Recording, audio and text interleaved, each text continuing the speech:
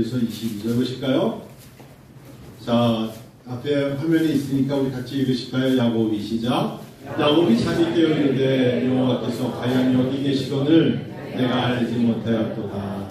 이에 두려워하였는데 두렵도다. 이곳이요 이것은 사람 아닌 하나님의 집이요 이는 하늘의 문이로다 하고, 야곱이 아침 일찍 일어나 베개로 삼았던 돌을 가져다가 기둥으로 세우고 그 위에 기름을 붓고 그곳 이름을 베들이라 하였더라. 이 성의 이름은 루스더라. 야곱이 선하이르되 하나님이 나와 함께 계셔서 내가 가는 이 길에서 나를 지키시고 먹을 떡과 입을 옷을 주시어 내가 평안히 아버지 집으로 돌아가게 하시오면 여호와께서 나의 하나님이 되실 것이요 내가 기둥으로 세운 이 돌이 하나님이 되실 것이요 하나님께서 내게 주신 모든 것에서 10분의 1을 내가 반드시 하나님께 드리겠나이다 하였더라. 아멘. 아멘.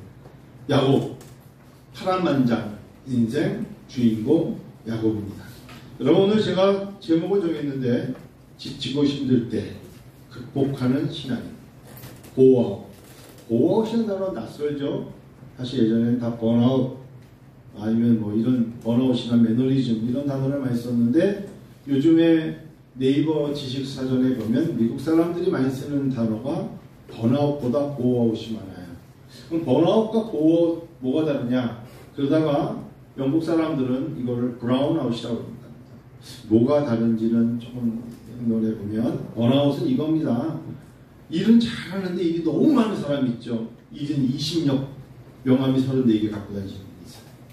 일이 많아요. 그냥 그 일을 즐기는데 워커홀릭. 근데 그 워커홀릭이 항상 좋지만 않잖아요. 뭐 달력을 보면 1시간 단위로 막 적혀 있어서 휴가 하루를 못 가고 자리를 못 비우면서 힘들어할 때 번아웃이 와요. 항상 사람이 승승장구하지 않잖아요. 일을 하다 보면 막힐 때도 있고 인간관계에 부딪힐 때도 있고 일이 너무 많아. 그래서 나는 여기서 좀 주저앉고 싶어. 근데 하던 일을 멈추고 싶지 않아. 이게 번아웃 됐을 때 그래요. 고아웃은 뭐냐면 일이 그렇게 많지는 않은데 무기력한 거예요. 그만하고 싶어. 고아웃의 대표적인 마음이 뭐냐면 빨리 은퇴하고 싶다. 이게 고아웃입니다. 아, 왠지 내가 이거밖에 못해? 내가 하는 일에 대한 만족감이 없어요. 의욕상실, 우울증, 이런 게 바로 고아웃입니다. 여러분, 오늘 제가 공부 많이 했어요. 공부를 책을 한 10권 조사하고 야, 이게 이렇게 다른 거야 라는 걸 데피니션 말씀드리는 거예요. 그래서 자신있게 말씀드리는데, 고아웃이든 번아웃은 나이와 상관이 없어요. 누구에게나 겪는 겁니다. 특별히 고아웃을 겪는 분들이 오늘 제 설교를 들으면서 어떻게 이거를 극복할 것인가 하나님께 여쭤보고 성령님의 도우심이 임하기를 바랍니다.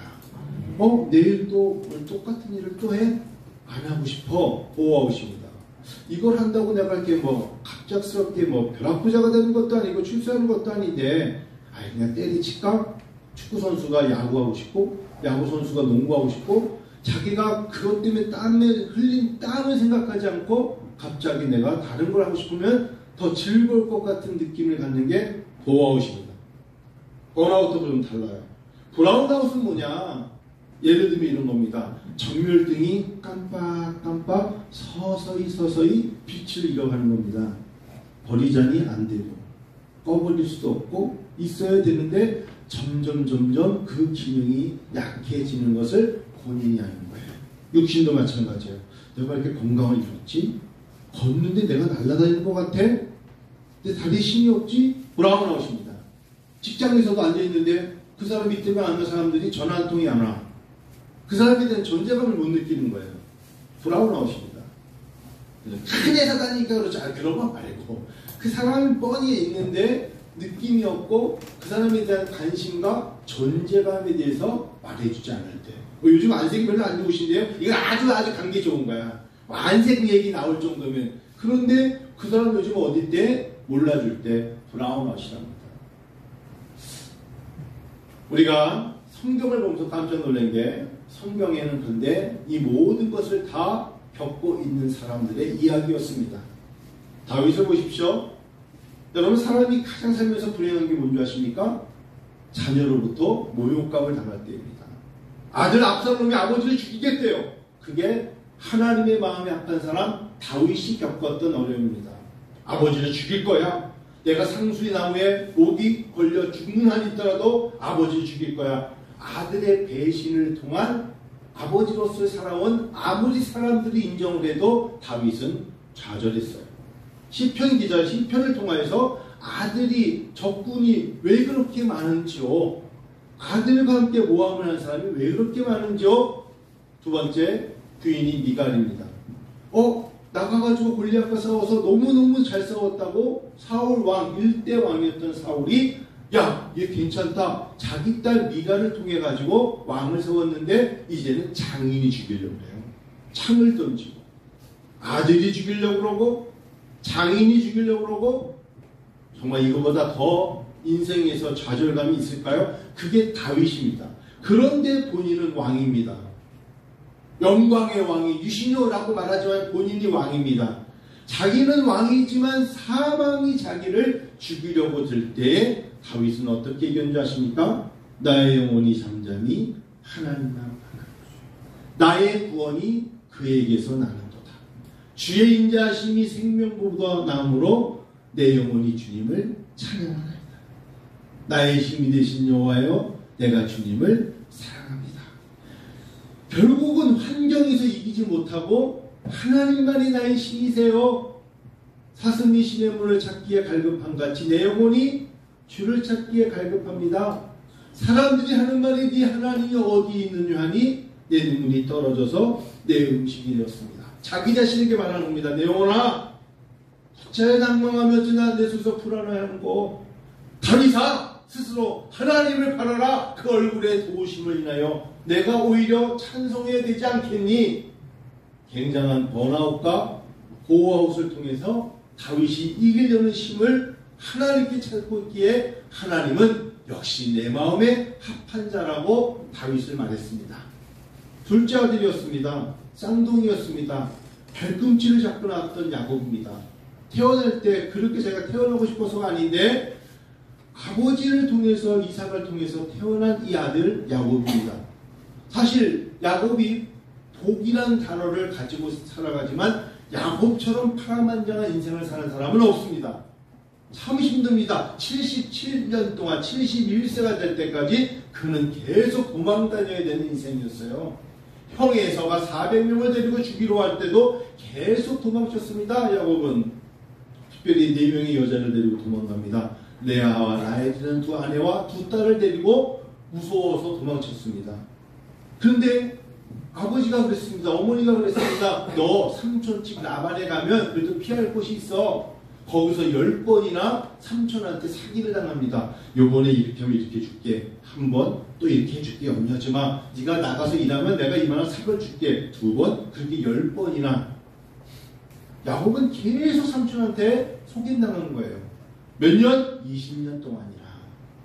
20년을 속이고 도저히 못 견뎌서 야밤에 도망을 칩니다. 자기 식소를 다 데리고.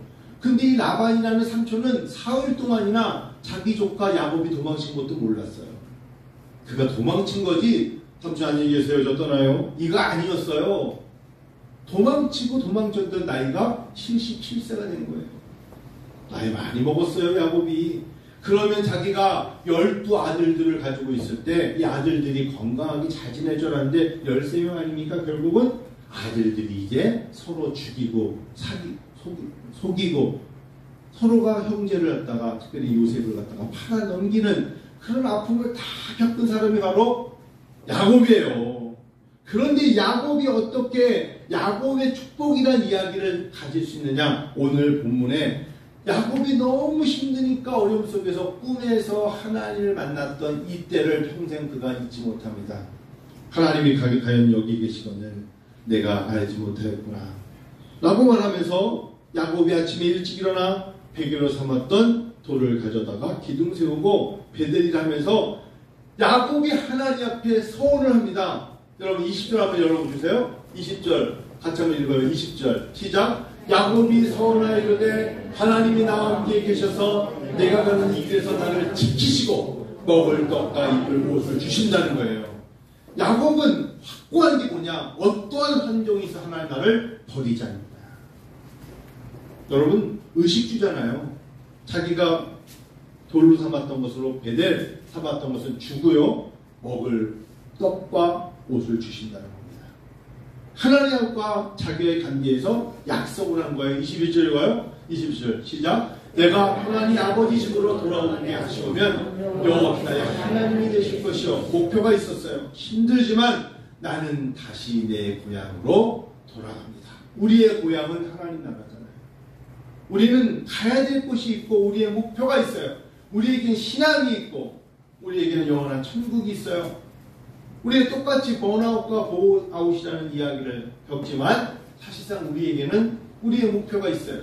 22절과 시작. 내가 기둥으로 세운 이 돌들이 하나님의 집이 될 것이요 하나님께서 내게 주신 모든 것으로 10분의 1을 내가 반드시 하나님께 드리겠나이다 하였더라. 손 놓고 아무것도 안 하는 게 아니라 야곱은 하나님이 일하는 식소리도 그렇고 일도 그렇고 하나님이 잘 되게 하세요. 여러분 점점 커진다는 게 야곱에게는 부담이었어요. 왜 부담이었을까? 이동을 해야 되는데 혼자의 몸이 아니라 얼마나 많은 식솔이 있었어요. 책임져야 되죠. 그때 야곱이 서원하는 겁니다. 내가 기둥으로 세운 이 돌들이 하나님 어디를 가든지 내가 하나님이 전을 세울 것이요. 이곳은 거룩한 땅이요. 이것도 하나님의 땅이요. 저곳에 가서도 돌을 가지고 하나님 이것도 하나님의 것이요. 자기가 증거할 것이요. 그 소리예요. 하나님께 내게 주신 모든 것으로 하나님 제가 다 내 게 아닙니다. 그리고 마땅히 아브라함의 멜기세덱의 반차를 조차 하나님께 드렸던 내 믿음의 조상 아브라함이 했던 것처럼 하나님 앞에 내가 10분의 1을 오늘은 11조입니다. 이게 11조의 기원이에요. 10분의 1을 내가 반드시 하나님께 드리겠나이다. 여러분 11조가 교회 유지를 위해서 필요한 게 아니에요. 성경에서 말하는 거기 때문에 하라는 거예요. 하나님이 원하시는 걸 하는 거예요. 하나님께 11조를 드릴 수 있다는 게 여러분 얼마나 행복한 건 줄 아세요? 무척 행복한 거예요. 하나님께 드릴 것이 있다는 건 하나님 제가 당장 쓰는 게 불편해서 그렇지 하나님께 드릴 것은 2배가 아니에요. 100배라고 생각하시면 돼요. 하나님의 미랄 같은 거예요. 자, 번아웃과 보호아웃 얘기를 했습니다. 저는 최근에 우리에게 어떤 그 초등학교 선생님, 서초구의 서희초등학교 선생님 이야기를 이거는 정치도 아니고 굉장히 우리에게 너무너무 앞으로도 잊지 말아야 될 24세의 어린 교사가, 젊은 교사가 번아웃, 보아웃을 다 겪은 거죠. 일의 양이 너무 많아요. 아이들 둘이 초등학교 1학년 8살짜리가 장난치면서 아니 싸우다가도 머리에다가 글 수도 있어요. 물론 그렇게 위험한 장난을 하면 안 되지만 아이들은 그보다 더한 것도 할 수 있어요. 누가 한 겁니까? 아이들이 한 거예요. 선생님이 지나가다가 이마에다 뭘 근 게 아니잖아. 감독을 잘 못하고 지도를 못했다는 거에 대해서 선생님이 그런 말을 들을지 몰라도 마지막에 JTBC에서 8월 4일날 발표한 내용을 보고 제 마음의 억장이 무너지더라고. 엄마! 나 너무 힘들어. 자기 엄마, 중학교 선생님 엄마에게 쓴 마지막 문장이 엄마 나 너무 힘들어. 그 글을 본 엄마가 가슴이 철렁 무슨 일이지? 라고 하면서 전화했다는 거 아닙니까? 마지막 그래도 이야기를 남기고 싶은 사람 엄마였던 거예요. JTBC 4일날 보십시오. 마지막 공개 엄마와의 대화. 엄마 나 너무 힘들어. 번아웃이 온 거예요. 그런데 그 모든 이야기를 엄마한테 다 할 수 없을 때 번아웃을 겪고 보아웃을 겪을 때 가까이에 있는 사람들이 분명히 있었을 텐데 한국 사회의 조직이 이 사람한테 말해봤자 무슨 소용이 있을 것이며 말한들 나에게 무슨 유익함이 있을 것이며 번져 마음속에 차단되어 있는 거예요. 나보다 20년 30년 선배인 교감 선생님, 교장 선생님 누군가 있을 때 찾아가서 아버지처럼 어머니처럼 제가 지금 이런 일을 겪었습니다. 말할 수만 있었다면 이길 수 있었겠죠. 분명한 건 생명은 연장돼 있을 겁니다.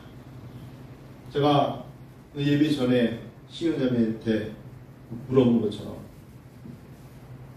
과연 이 학기의 선생님들이 아이들이 보고 싶어서 개학이 기다려질까? 어쩌면 교실의 문을 열고 들어간다는 게 깜깜 다만 동굴을 향해 가는 그런 기분이 아닐까 그런 생각이 들더라고요. 정말 기쁜 마음으로 아이들은 기쁜 마음으로 올지 몰라. 야 친구야 오랜만이야 올지 몰라. 선생님의 그 마음속에 과연 이 나라의 이 사회가 저들에게 번아웃과 보호아웃을 정말 아예 현장적으로 체험하게 만드는 건 아니에요. 그게 단 학교만 그럴까요? 혹시 직장사에서도 그런 거 아닌가요? 왠지 들고 가는 가방이 고생 보따리 같아. 이 가방을 들고 가는 게 그렇게 들고 다니는 게 아니라 이걸 들고 직장에 간다는 게 내 마음에 너무 무거운 건 아닌가요? 여러분 이럴 때 잊지 마십시오. 신앙인으로서 그리스도인으로서 하나님이 계셔요. 우리에게 기도라는 통로를 주신 거예요. 아무리 힘들어도 오늘 우리가 찬양한 것처럼 내 영혼이 은총 입어 중한지진 벗고보니 할렐루야 찬양을 부를 수 있는 하나님의 사람으로 삼아주셨다는 것만으로도 우리에게는 큰 소망이 오시다. 교문을 열고 교실을 향해 갈 때 태산을 넘어 헌곡에 가도 빛 가운데로 걸어가는 거예요. 주께서 나와 함께 하심을 믿고 가는 거예요. 저는 전도사 때 사실 이걸 겪었었어요. 크지 않은 작은 교회 집사들이 한마디 하는 걸 당시에 담임 목사는 다 듣고 심할서를 4번 썼어요.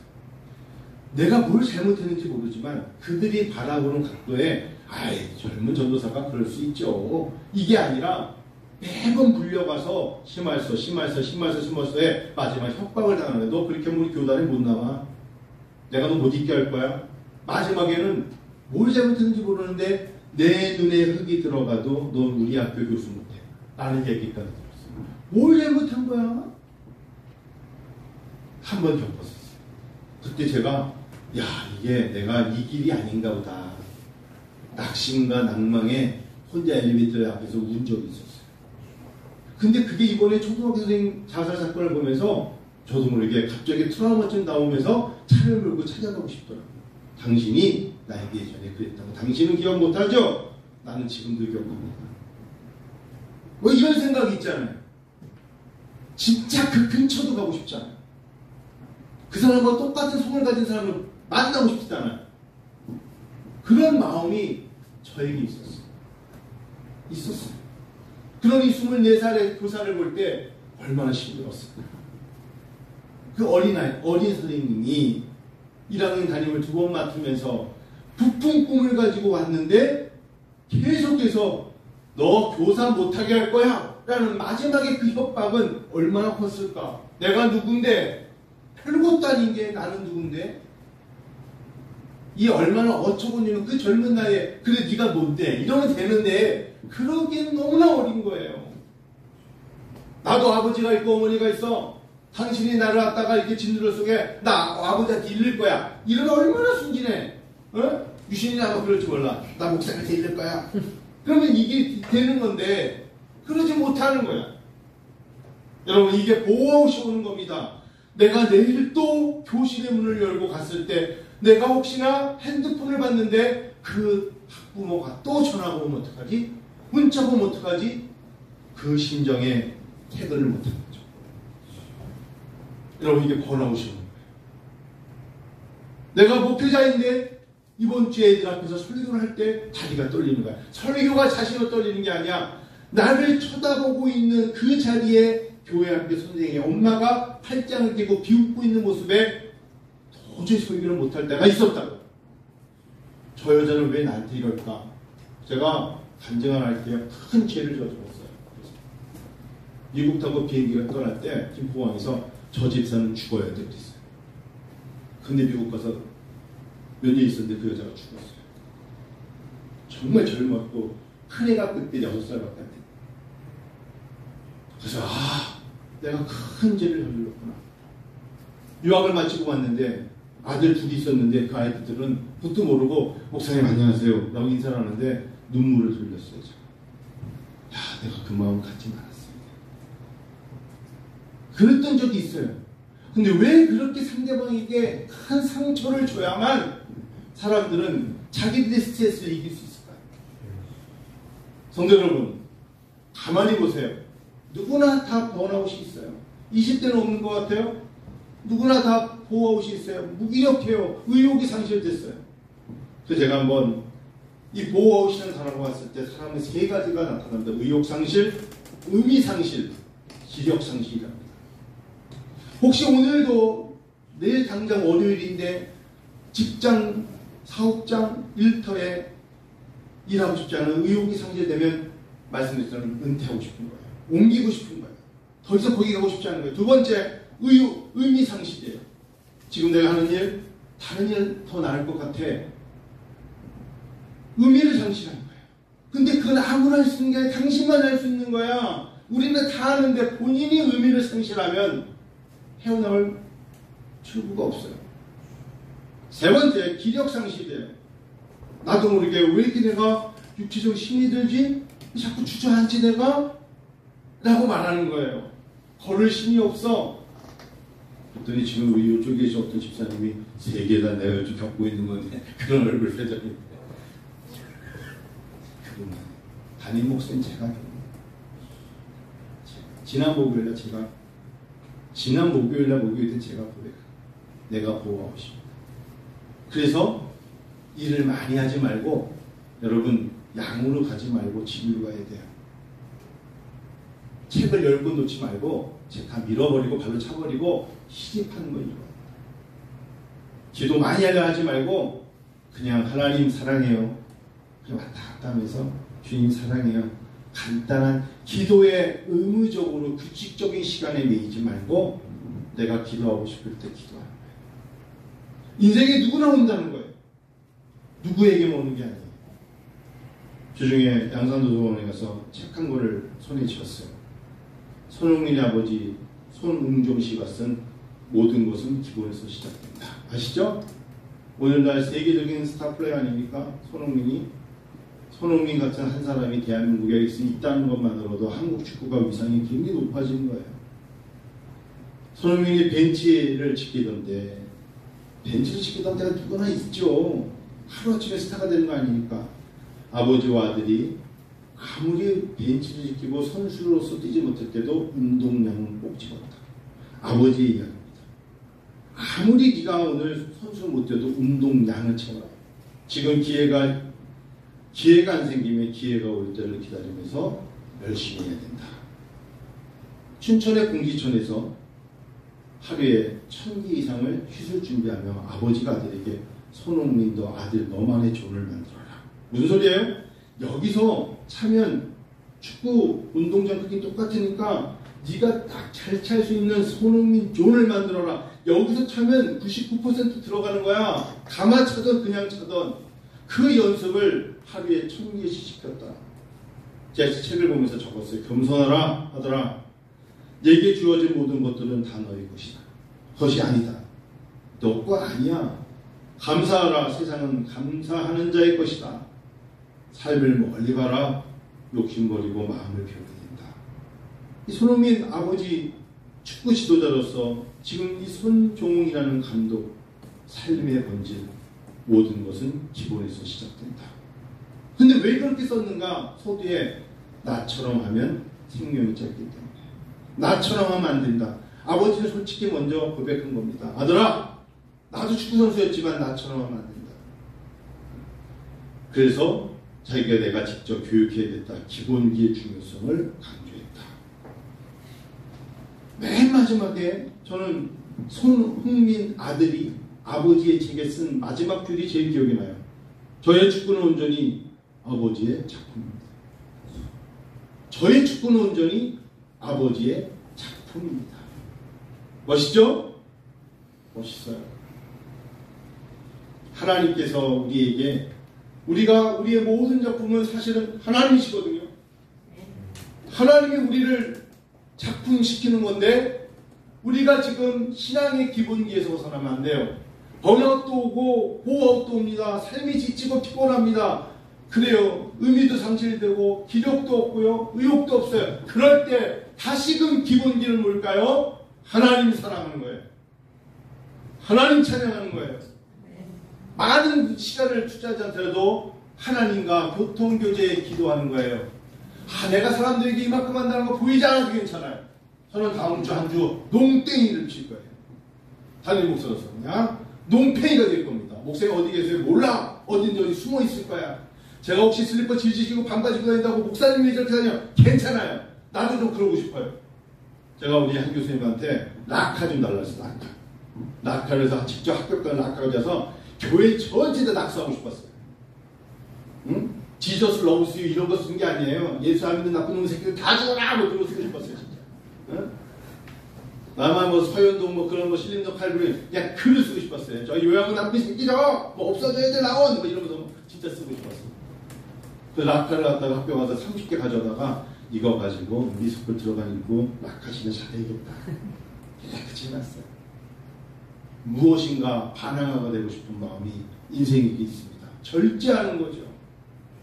여러분 성령의 열매에 절제가 있는 거예요. 참는 거예요. 인내하는 거라고요. 견디는 거예요. 그냥 견뎌내야 돼요. 가을이 올 걸 알고 지금 무척 더워서 왜 이렇게 우리 교회 주변에 매미가 이렇게 많아? 창문을 문 열어놓고 해서 시끄러워가지고. 그런데 가을 지나면 슬락이 바뀌면서 귀뚜라미 나와요. 아, 하나님 참 아름다워라. 주님의 생명을 저 솔로몬의 옷보다 더 귀한 하나님의 말씀으로 우리를 인도하시는 거예요. 할렐루야. 보호와 옷이 왔을 때 어떻게 이기렵니까? 기본기로 돌아가셔야 돼요. 기본기. 자, 이제 오늘 우리 구원 공부 2분간 하겠습니다. 제가 오늘 예배 끝나고 하려다가 다 같이 한번 해보고 마쳐야겠다. 구원이란 무엇인가? 다음 페이지. 자, 읽으세요. 시작. 안녕하세요. 한승돈 목사입니다. 시작.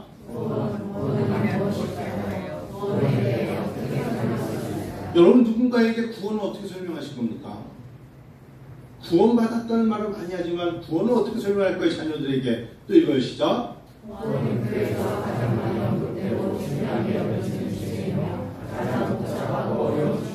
신학교에서 기독교 교육 강의 이렇게 해요. 학생들한테. 우리 그 한영건 전도사님, 네, 구원에 대해서 나와 설명하세요. 나와요. 우리가 신학생이니까. 네, 구원이란 뭡니다. 그래요. 잘했어요. 예를 들어봐요. 그거예요. 저 학교에서는. 소명에 대해서 얘기해봐요. 성화에 대해서 얘기해봐요. 거룩에 대해서 얘기해봐요. 그게 다 신학교의 교육이에요. 성경 구약에 얘기해봐요. 신약 얘기해봐요. 중간기 얘기해봐요. 다음 읽어. 시작.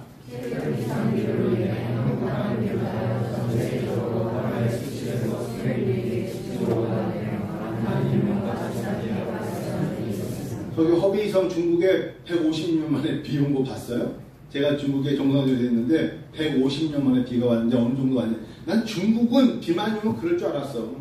중국이라는 나라 자체는 여러분 비가 많이 150년만 안 와도 사람이 둥둥 떠다니고 사람 20-30년 죽으면 그냥 죽었대. 그렇잖아. 인구가 많아서 그러면 사람은 생명은 귀하지만 내가 보기에 저렇게 물이 빠지는 배수로가 없으니 내가 비 오면 죽을 거라는 거 알면서도 안 고치는 나라가 중국이에요. 그래서 이렇게 머리를 안 감나 봐. 다음 시작.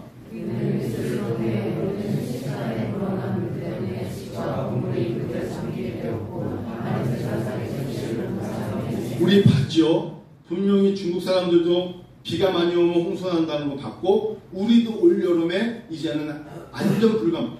여러분 지하차도가 조금만 길은 곳 한 뭐 200m 이상만 5분 이상만 차를 몰고 가도 혹시나 비가 왔을 때 여기도 잠기지 않을까? 터널이라는 영화 있잖아요. 하정우. 그런 생각이 이제 들어요. 그 안에서 어느 차가 불이 나면 어떻게 도망쳐야 되지? 다음.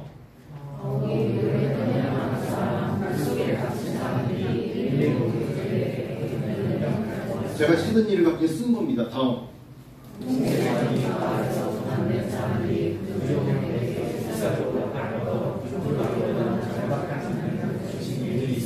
이번에 여러분 세종시에 그 큰 차 위에서 좀 봤거든요. 트럭 위에서 밑에 지나가서 두 사람 던졌죠. 그래서 그 사람에게 현대자동차가 고맙다고 1억 5천짜리 트럭 줬어요.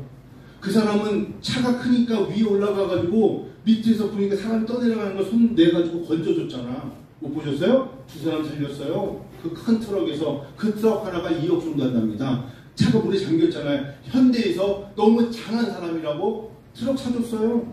다음.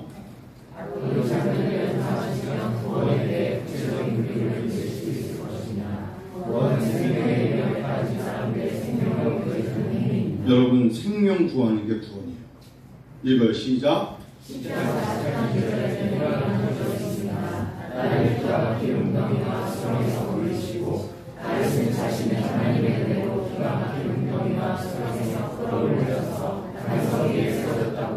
잊지 마세요. 우리가 지금 다 수렁에서 웅덩이에 있던 우리를 주께서 우리를 건지신 거예요.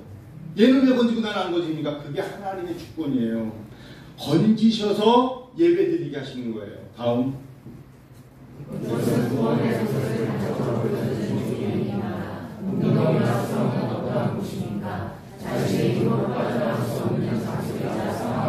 그렇죠. 다음.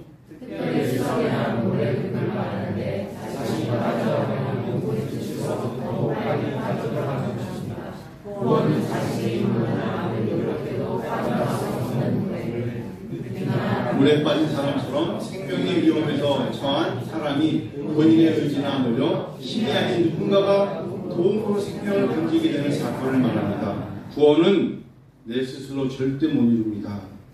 누군가 나에게 구원을 줘야 돼요.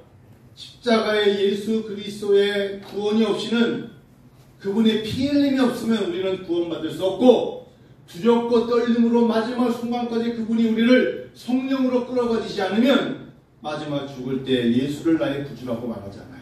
다음.